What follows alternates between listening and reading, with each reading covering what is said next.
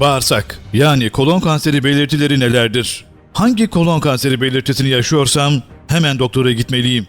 Ben de kolon kanseri yani bağırsak kanseri olur muyum? Riskim nedir? Kolon kanserinden korunmak için ne yapmalıyım? Bağırsaklarımızı çalıştıran bağırsak dostu besinler neler? Tüm bu sorularımızın cevabını bulacağınız videomuza başlıyoruz. Ama öncesinde kanalımıza abone olmayı, zili de aktif etmeyi lütfen unutmayın. Videomuzun YouTube linkini eş dost kim varsa herkesle paylaşabilirsiniz. Bağırsak yani kolon kanseri belirtileri nelerdir? Arkadaşlar, kolon kanseri belirtilerini 6 ana başlıkta açıklayabiliriz. Bu bulgular varsa hemen doktorunuza görünün. İshal, kabızlık ve dışkı kıvamındaki değişiklikler dahil olmak üzere bağırsak alışkanlıklarında 4 haftadan uzun süren değişiklik, rektal kanama ve dışkıda kan, kramp, gaz veya ağrı gibi ısrarcı karın rahatsızlığı, bağırsağın tamamen boşaltılamadığı hissi, zayıflık veya halsizlik, açıklanamayan kilo kaybı. Kalın bağırsak kanseri olan birçok insan hastalığın erken evrelerinde hiçbir belirti yaşamaz. Belirtiler ortaya çıktığında kanserin büyüklüğü ve kalın bağırsağınızdaki yerine bağlı olarak belirtiler olasılıkla farklılık gösterecektir. Kolon kanseri belirtilerini yaşıyorsanız ne zaman doktora görünmelisiniz? Bu sorunun cevabı şöyle. Dışkıda kan veya bağırsak alışkanlıklarınızda olağan dışı bir durum fark ederseniz ve az önce saydığımız belirtileri yoğun yaşıyorsanız doktorunuzdan randevu almakta tereddüt bile etmeyin. Kalın bağırsak kanseri taramasına ne zaman başlamanız gerektiğini doktorunuzla muhakkak konuşun. Kılavuzlar genellikle kalın bağırsak kanseri taramalarına 50 yaşından sonra başlanmasını önermekte. Doktorunuz hastalığın aile öyküsü gibi diğer risk faktörlerini taşıyorsanız daha sık veya daha erken tarama yapılmasını önerebilir. Risk faktörlerini videomuzun ilerleyen dakikalarında aktaracağız. Peki soru şu. Ben de kolon kanseri yani bağırsak kanseri olur muyum? Riskim nedir? Arkadaşlar, ailesinde daha önce kolorektal kanser görülen kişilerin kanser riski fazladır. Ailesinde kolon kanseri olan kişilerin yakınında kaç yaşında kolon kanseri tespit edilmiş ise bundan 10 yıl önce kolonoskopi yaptırmaya başlaması gerekmekte. Ailesinde kolon kanseri hikayesi olmayan veya herhangi bir şikayeti olmayan tamamen sağlıklı kişilerse 50 yaşından itibaren en az bir kere kolonoskopi yaptırmalıdır. Kalın bağırsak kanserinin görülme sıklığı ülkeye ve yaşanan bölgeye göre değişir. Bakın ilginç bir şey söyleyeceğim. Memorial.com.tr'de verilen bilgilere göre gelişmiş ülkelerde kolon ve rektum kanseri oranı gelişmekte olan ülkelere göre 10 kata kadar daha fazla.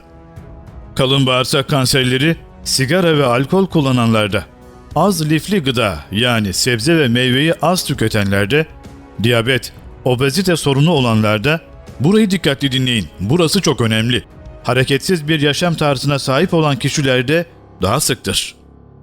Kolon kanserinin oluşumunda aşırı yağlı, kırmızı et ağırlıklı beslenme, şişmanlık, sigara ve alkol tüketiminin yanı sıra polipler çok etkilidir. Tarama kolonoskopileri sırasında kalın bağırsakta polip görüldüğünde kanserleşmeden alınarak hastalığın önlenmesi mümkün olmakta. Kadınlarda meme ve yumurtalık kanseri hikayesi bulunması da bu kişilerde kolon kanseri riskini arttırmakta. Meme ve yumurtalık kanseri olan kişilerde de 50 yaşını beklemeden kolon kanseri açısından tarama yapılması önerilmekte. Polipler genellikle geç dönemde yani kansere dönüştüğünde belirti vermeye başlar. Poliplerin sadece küçük bir kısmı kansere dönüşmekte. Ancak kanserlerin büyük bir çoğunluğu poliplerden geliştiği için dikkat edilmesi gereken bir konu. Genel nüfusa baktığımızda bu oran %10-15 civarındadır. 50 yaş civarında nüfusun yaklaşık %25'inde değişik tiplerde polipler görülmüştür. 70 yaşı değerlendirdiğimizde ise görülme sıklığı %50'ye yakındır. Yani poliplerin görülme sıklığı yaşla birlikte artmakta. Polipler kendi kendine geçmemekte. Genetik özellik taşımakta. Polipler genelde 1 santimetre civarındadır. 2 santimetreden büyükleri tehlikelidir ve alınması, çıkarılması gerekmekte. Polip oluşumunu engellemek henüz pek mümkün değil. Hareketsiz yaşam tarzını benimsemiş olanlar, aşırı stresli kişiler, sigara ve alkol kullananlar, obezite hastaları, ağırlıklı olarak kırmızı etle beslenenler risk altında. Ancak posalı gıdalarla beslenmek, sigara kullanmamak, yani bağırsak hareketlerini düzene sokan her şey poliplerin oluşumunu engellemede önemli bir etken değerli dostlar. Peki kolon kanserinden korunmak için ne yapmalıyım? Bol bol meyve, sebze ve tahıl yiyin dostlar. Sağlıklı beslenme ve yağ oranı düşük gıdalar tüketme, kilonun belli oranda tutulmasına yardımcı olacaktır. Sigarayı bırakın. Alkolden uzak durun. Haftanın pek çok gününde egzersiz yapın.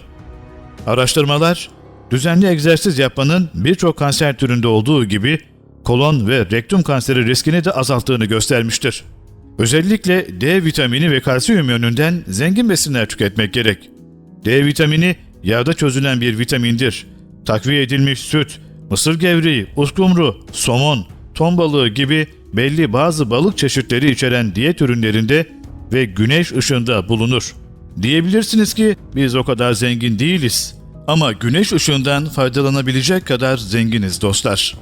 Gelelim bağırsaklarımızı çalıştıran besinlere değerli dostlar. Bağırsak dostu 10 besinden söz etmek istiyorum.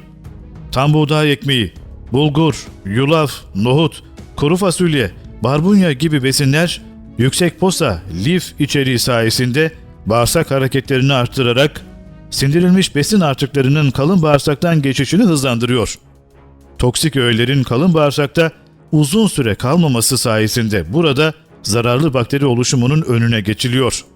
Sağlıklı bağırsak florasının devamlılığı sağlanıyor. Her gün kompleks yani tam tahıllı karbonhidrat kaynaklarını haftada en az 2 günde kuru baklagil tüketmeye özen gösterin. Kefir, dost bakteriler kazandırıyor. Bağırsaklarımızda dost bakteriler içeren probiyotik besinler, florayı düzenleyerek bağırsağın düzgün çalışmasını sağlıyor. Toksik maddelerin geri emilimini engelliyor.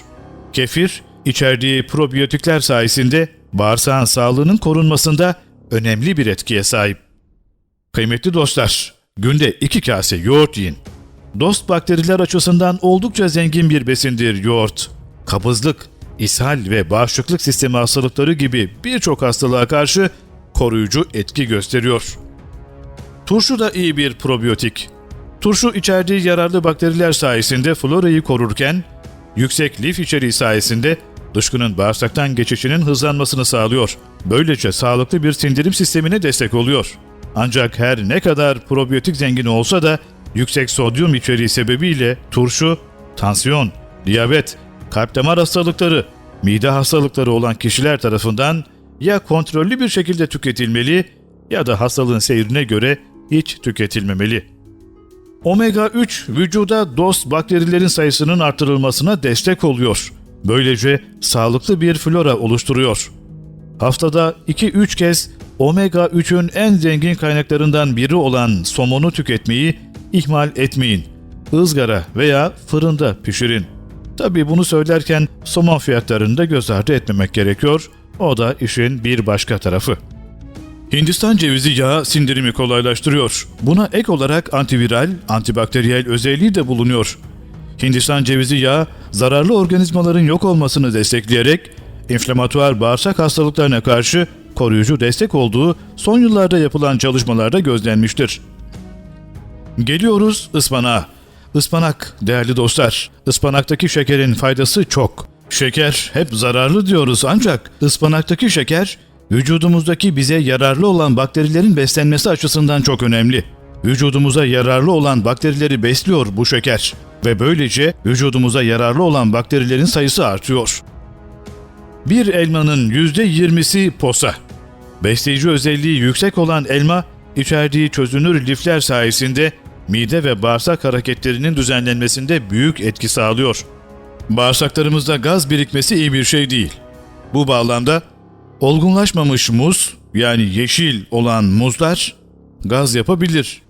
Sağlıklı bir bağırsak florası için düzenli çalışan bir sindirim sistemi şart. Kabızlık ve ishal bağırsak florasını bozuyor ve bağırsaklarımızdaki yararlı bakteri sayısının azalarak emilim bozukluklarının oluşmasına neden oluyor. Muz, içerdiği lifler sayesinde sindirim sistemini düzenleyerek ishal ve kabızlık gibi durumların önüne geçiyor. Sindirim sorununuz veya hazımsızlık probleminiz varsa muzun olgun olmasına dikkat edin. Olgunlaşmamış, dışı yeşil olan muzların sindirimi zor olduğu için hazımsızlık ve gaz şikayetini arttırdığı bilinen bir gerçek. Çiğ badem de probiyotik oluşturuyor. 2016'da yayınlanan bir çalışmada badem tüketen çocuk ve ergenlerde tüketmeyenlere oranla bağırsak bakterilerinde yararlı bir yönde değişim olduğu saptanmıştır. Ayrıca içerdiği lifler sayesinde bağırsak mikrobiyotası üzerinde olumlu etkileri olduğu, yararlı bağırsak bakterileri için besin oluşturarak sayıca arttırılmasını sağladığı ortaya koyulmuştur. Sağlıklı bir mikrobiyota, sağlıklı bir bağırsak demektir. Mümkünse her gün 10-12 adet çiğ badem tüketmekte büyük fayda var. Kıymetli dostlar, bir videomuzun daha sonuna geldik.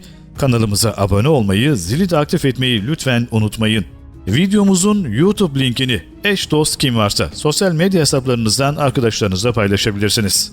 Ailemiz büyüyor, büyümeye de devam edecek sizlerin sayesinde.